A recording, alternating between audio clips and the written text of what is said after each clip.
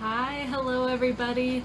I am back again. My name is Mallory, owner and blogger at youradventurecoach.com, where I like to share actionable tips for you to get out on the trail safely and confidently on your next hike, day hike, weekend trip, long distance hike, you name it, wherever you're starting, you can get out there and do it.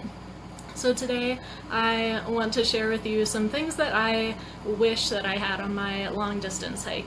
So we had already talked about a few days ago some things that, a lot of hikers carry too much stuff and end up sending home, but there are a few things that I actually picked up along the way, or I wish that I had on my hike, that I thought I'd share with you so that you just know ahead of time. You can pack it if you want it, some things to think about as you're assembling your gear. So the first thing, and this is such an odd thing to me because I never even thought about it before I started hiking, but a butt pad. So I actually found one in a hiker box, which I love, and definitely lucked out there that it's literally like a foot, less than 2 feet long.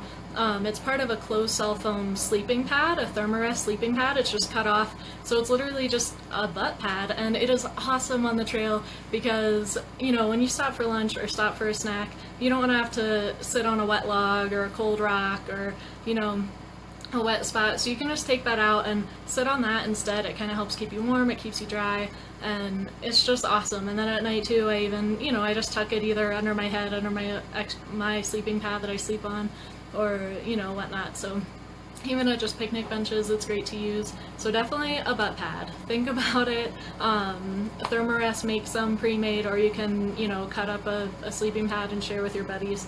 But that's definitely one thing that I am glad that I had, and I never hike without now that I have one. So I also wish that I had a lighter sleeping pad. I was definitely afraid of being uncomfortable sleeping on the ground at night. I had a tarp tent on my long distance hike, so I was sleeping on the ground, and so I kind of splurged on a heavier, definitely more comfy sleeping pad, which I do like, but I can go lighter there, and I think it would be worth it. Definitely they make ultralight sleeping pads now that are fairly comfortable, as long as if you don't have any extra back issues or joint issues, that would work just as well. So I wish I had a lighter sleeping pad. And then also sunscreen. So I started hiking on the Appalachian Trail in Georgia in 2013, and during peak time, it was in the springtime, and I think I was just used to not really wearing sunscreen in the winter. I didn't really get out that much. And then all of a sudden being out every day, and there were no leaves on the trees, so all the trees were bare, and I got sunburned so badly that I did not start with sunscreen. I definitely picked some up along the way and started using it, but always bring sunscreen, especially on a backpacking trip, because you don't want to be stuck out there and end up getting burnt and not have, anything to do about it, several days in. So just bring sunscreen, even if it's heavy, even if it's bulky, it is so worth it. And my last big thing that I wish that I had, that I actually for some reason have not bought yet, but is definitely on my list for 2018, is a drum. And that is so simple and kind of a small piece of gear to have, but so a drum is basically like a water bag, kind of, and I've seen them before. I love it that they have like a big lid, maybe about like this big, that screws on, and then also a way smaller lid that also screws into that has like a little tiny opening, so that it's easy to fill up because of the big opening, and then it also has that little tiny, almost like a spray spout, that is just great for washing hands, washing dishes, or if you only want a little bit of water, you don't have to dump out like your whole thing at once.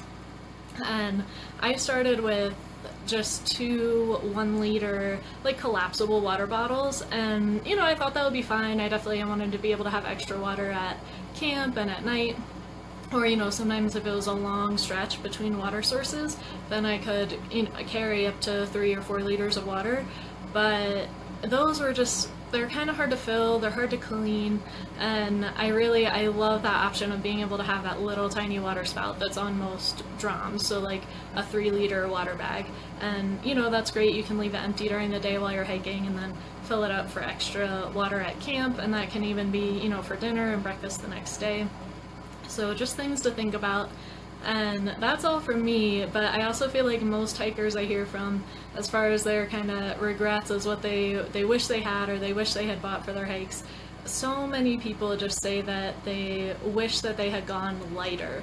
So, and I know it's kind of hard because initially when you're buying gear, you know, you're not really invested in it, you don't want to spend a lot of money, so you don't get the lightest gear out there, which tends to be a little more expensive.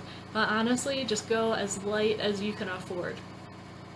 Just things to think about. Try to see where you can make some changes to cut some weight off your pack and sacrifices you can make to go a little lighter there. And let me know in the comments what any gear that you wish you had when you were hiking that you didn't have. I'd love to hear from you, and until next time, happy hiking!